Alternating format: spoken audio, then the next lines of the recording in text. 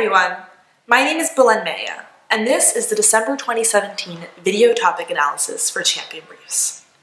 The resolution this month is resolved: NCAA student athletes ought to be recognized as employees under the Fair Labor Standards Act.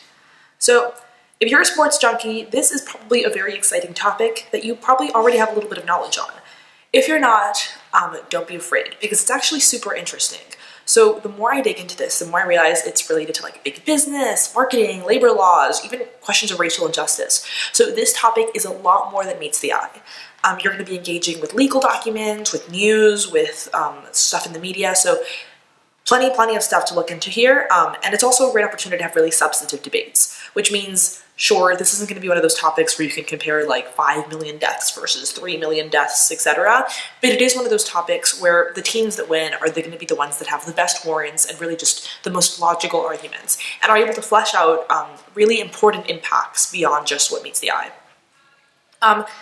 This is also a great debate topic because there's plenty of ground on both sides. So the question of NCAA student athletes and whether they should be recognized as employees, or whether they should be allowed to unionize, or whether they should be compensated more or in a different way, comes up in courts all the time.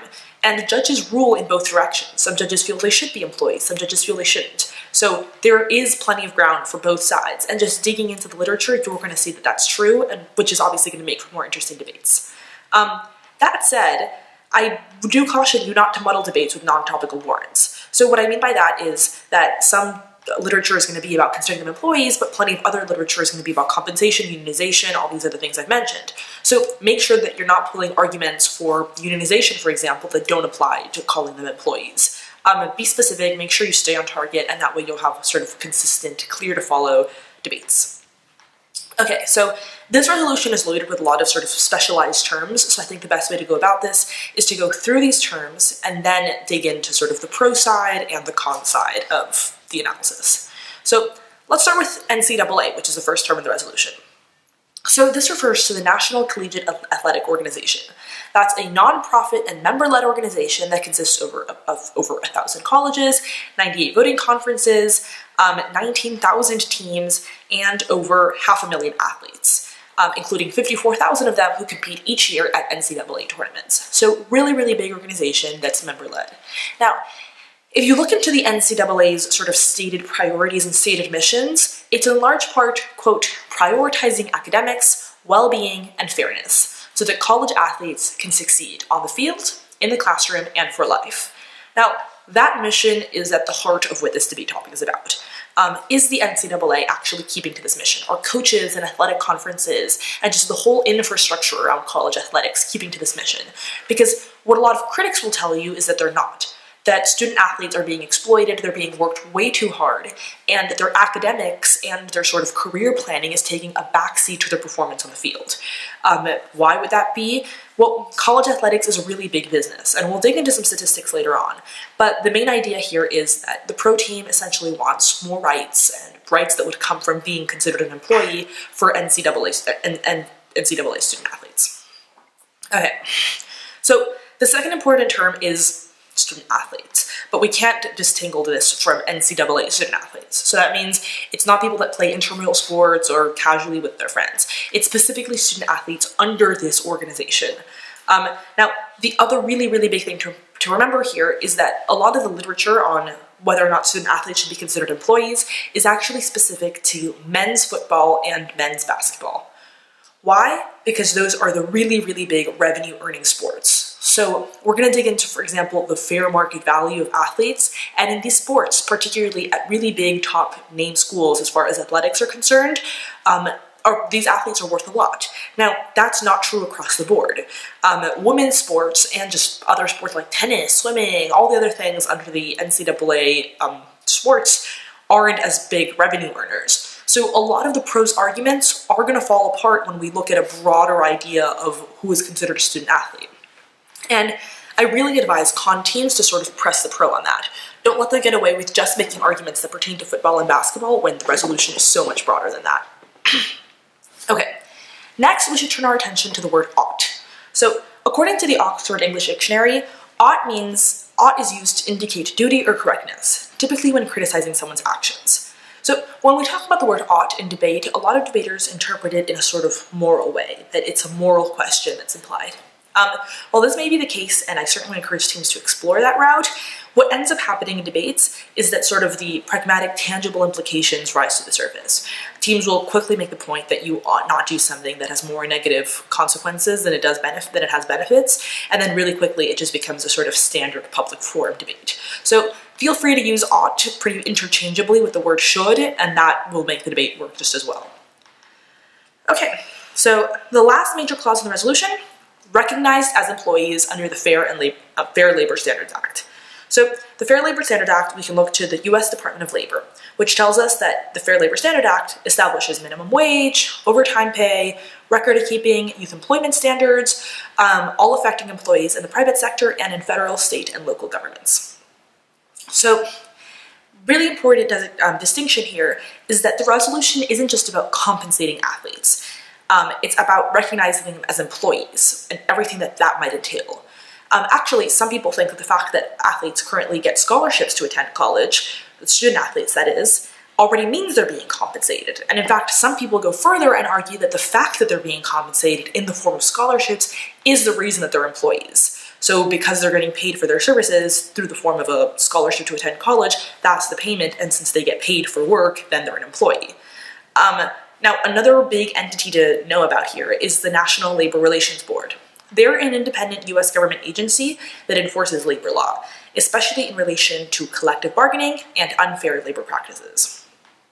So they are going to be especially important when it comes to whether athletes should be able to unionize and things like that, which brings me back to my earlier warning, which is not to muddle these things, to pull apart the parts that are specific to being considered employees, but to not make arguments in favor of just other things that are sort of not relevant. Now, when we dig into the idea of employees, it's also very important that you have a good sort of definitional understanding of how you're going to frame that in the round. Because there's a difference between being an employee and being an independent contractor. There's a difference between employees that are full-time and employees that are part-time. And if teams on either side can break down what exactly it would look like for student athletes to be considered employees, then a lot of arguments can either be sort of bolstered or they could fall apart. For example, if a pro-advocacy is entirely about the benefits that students would get if they were employees, and the con points out that they'd be part-time, then those benefits are significantly reduced. And then this will also be important when we start talking about the con, is that a lot of these things that the pro might be talking about are also achievable through reforms that don't go so far as to call them employees outright. That's important because it'll mitigate a lot of the pro's offense. So with all that said, let's go into the pro. So to understand where the pro is coming from, we need to understand that college athletics are a really, really big business. So the NCAA, for example, has a $10 billion television contract for the men's basketball tournament. The Atlantic Conference split $40 million over the next 6 years when March Madness finished, meaning every school got $400,000. And crucially, none of that went into the players' pockets, nothing beyond the scholarships they were already receiving anyway. When the University of Alabama won the national championship trophy, they earned a $6 million payoff. So all of this money goes to the athletic departments, they go to bigger and shinier stadiums, they go to exorbitant payment for the coaches, but none of it is going into the athletes' pockets. And that's really important because they're the ones that are putting in tons of work on the field. So something that'll really help pro teams especially sort of get grounding on this topic is a case from when the National Labor Relations Board heard the case before the Northwestern University football team.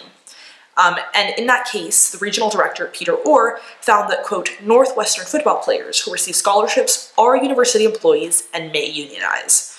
So going back to what I said earlier about how the compensation is an argument in favor of employment, ESPN explains that Orr illustrated how the football players perform services under a contract of hire, which is the scholarship. They're subject to the other party's control, that means the coach's control, and in return they get payment, which is about $61,000 per academic year, because that's the value of the scholarship.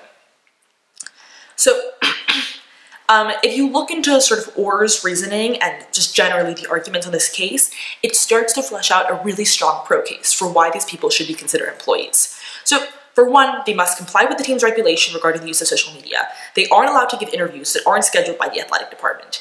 Upperclassmen living on campus must get their leases approved by the coach. Players need to obtain approval from the athletic department before getting an off-campus job. They have to tell their coaches about the cars they drive. The list goes on and on. So it's a very sort of strict and regulated lifestyle for these student athletes that doesn't reflect the lives of other students that aren't committed to the athletic team. So all of that is reason to believe that like these people are under such strict sort of oversight that their work amounts to being employees. To further strengthen this case, actually an NCAA survey found that when you factor time in the weight room, studying film with trainers, or doing anything else related to the sport, student athletes dedicate at least 32 hours a week to their sport.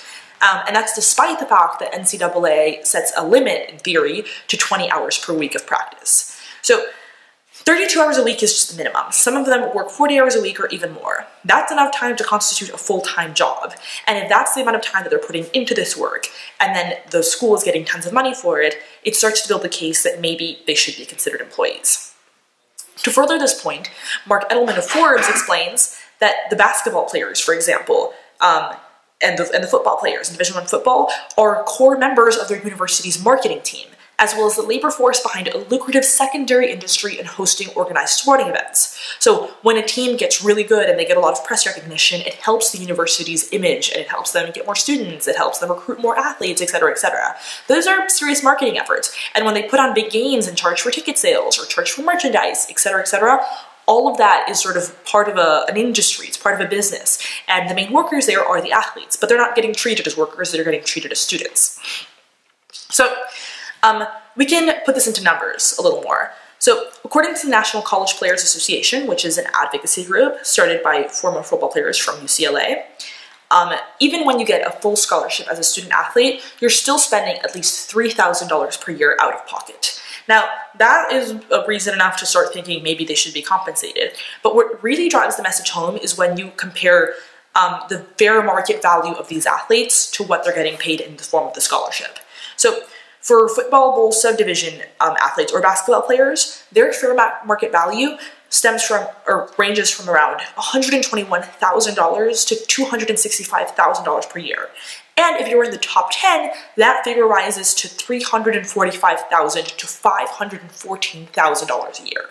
When you compare that to a scholarship, which is about $60,000 per year, they're really getting underpaid.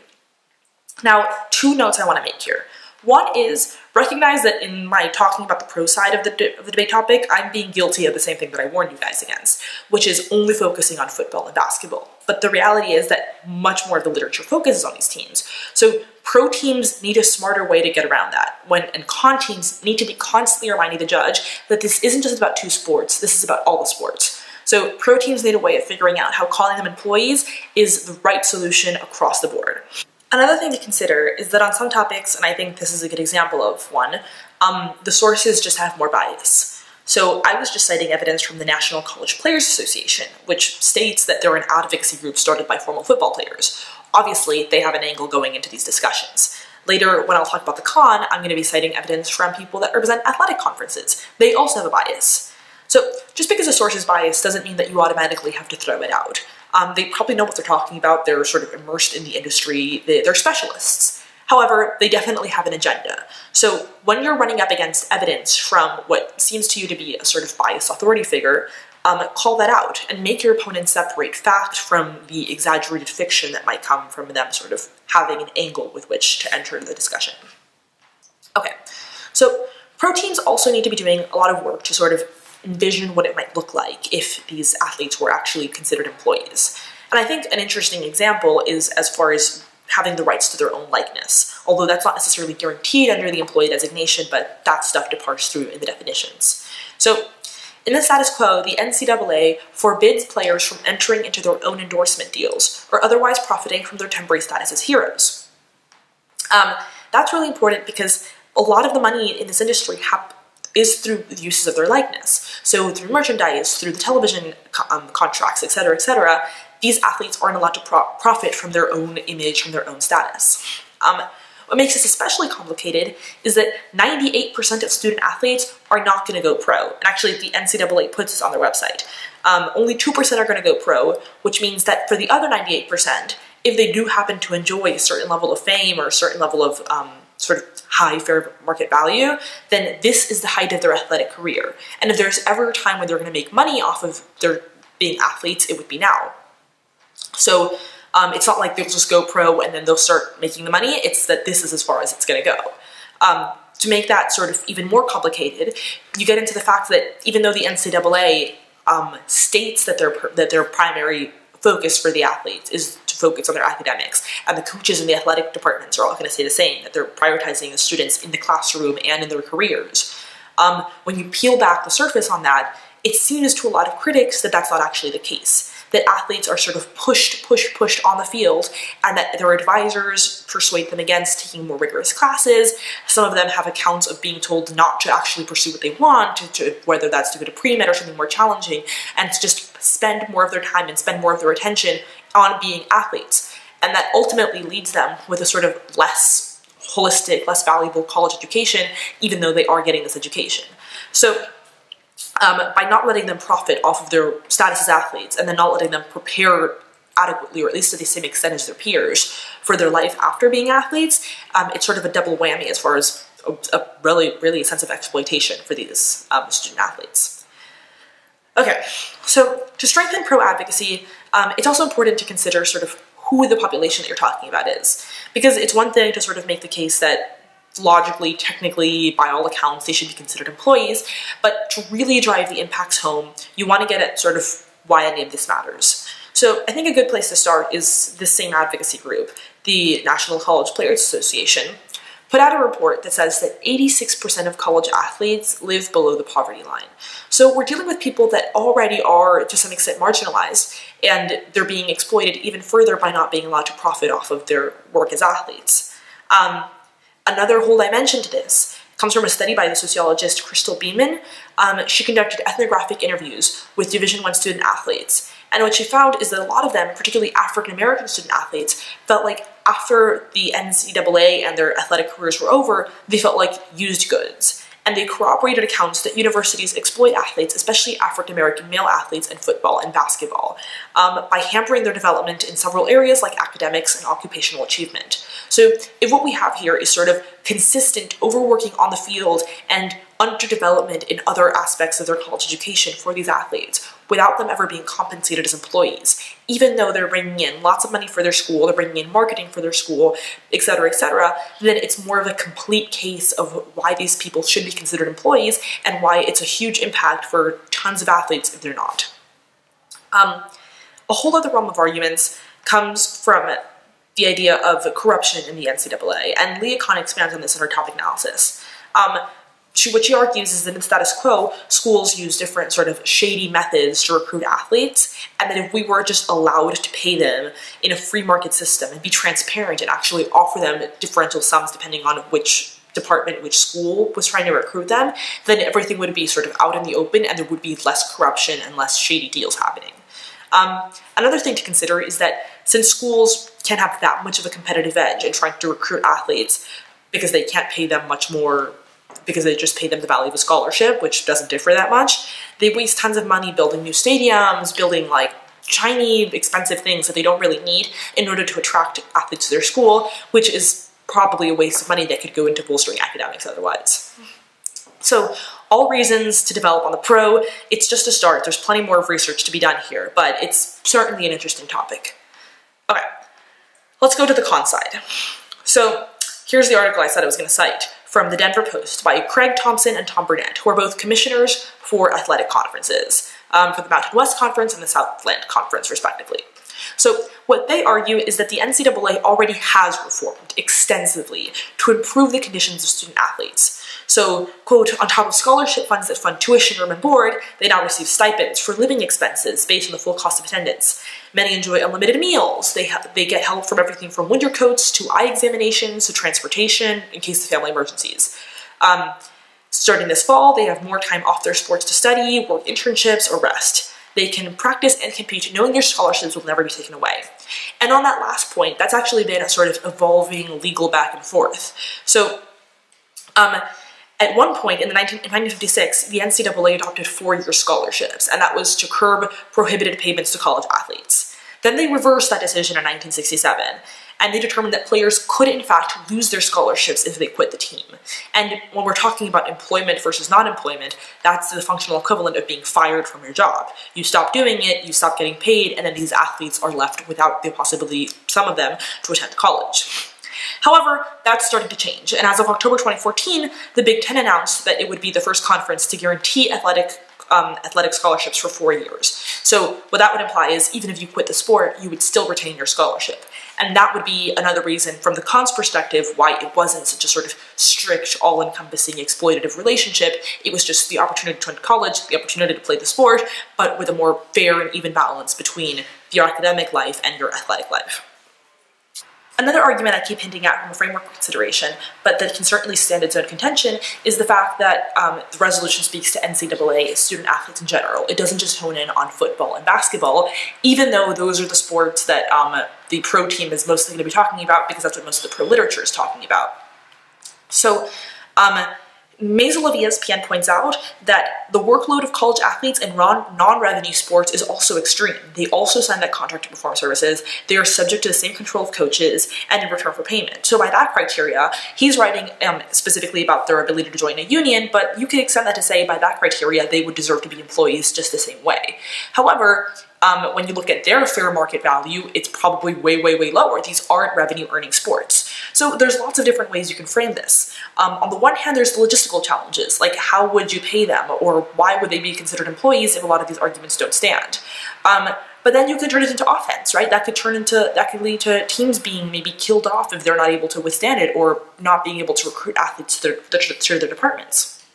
And then another really interesting dimension that you could take this in is that women's teams generally aren't high revenue earning sports. So there is no women's football team or a high earning women's basketball team that would be able to pull in the same revenue and would be able to offer its student athletes the same amount. So if you can extrapolate from that to the idea that just women's sports in general would be devalued, maybe even at the high school levels or below, then you can frame a very strong case about how it's just paying student athletes in accordance to just how much revenue their games get when they're aired on TV would be damaging for just the culture and the essence of college athletics and the sort of experience of student athletes. So another important argument I think has to do with the fact that, with the argument about scholarships. So remember from the evidence that I read for the pro that a lot of these students are under the poverty line, and a lot of student athletes do in fact get full rides. So you can find this evidence anywhere, but from Thompson and Burnett, who I cited earlier, college graduates are going to earn $800,000 more over their careers than someone with just a high school diploma. If we make the extension, and you could find evidence to support this, that a lot of these students wouldn't have otherwise gone to college, then the existence of college athletic departments as they stand, being able to disperse the money from high revenue sports across the board, enables them to pay scholarships for lots of students that might not have otherwise had the opportunity to study in college.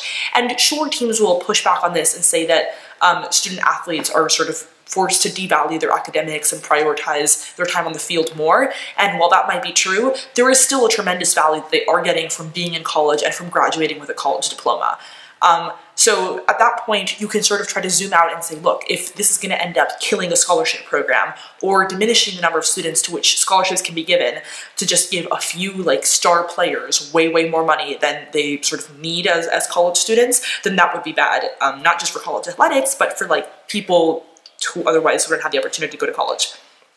And I think an argument that you could use in tandem to this or on its own is the idea of different schools being able to compete. So in the status quo, yes, there are sort of bigger sports schools that are going to have a better time recruiting athletes. But the differences are still mitigated because everybody is only able to compete with the value of a scholarship. If schools start to be able to compete with the fair market value that an athlete would get paid by playing at that school, then that might end up killing off the sports with the athletic programs in much smaller schools that simply can't play that fight. Another piece of evidence on the pro side that can be spun around for the con is, remember that evidence that 98% of student athletes are never going to go pro? So the way the pro reads this is that these student athletes are at the height of their earning potential, so they should be allowed to capitalize on their likeness now, they should get paid as athletes now. But from the con's perspective, if student athletes are called employees and not regarded as students and their amateur title is being stripped away, then come graduation, this 98% that are never going to go pro are going to be even more at a disadvantage when it comes to having had the preparation academically academically and from a career perspective. So they're going to spend that much more time working on their athletic performance and really being exploited and grilled on the field, and not that time on their academics. So with that being said, if you call them employees outright, that's only going to exacerbate the extent to which they're treated like employees first and students second. So in the status quo, with them being called student athletes and being regarded as amateurs, there's at least the potential for reform. There's the potential for pushing back and for saying, look, no, I need to focus on my studies. We need to change the way this works. For example, now video games can't be made with college athletes anymore, et cetera, et cetera. Like, things can be adjusted. If you start calling them employees, then you're just really leaning into that system, and you're really leaning into the extent that these people are going to be focusing way more on athletics than on their academics, and then come graduation, 98% of them won't go pro, so you're leaving them at an even greater disadvantage by calling them employees outright. And then last thing to consider is, remember, going back to the definition of employees.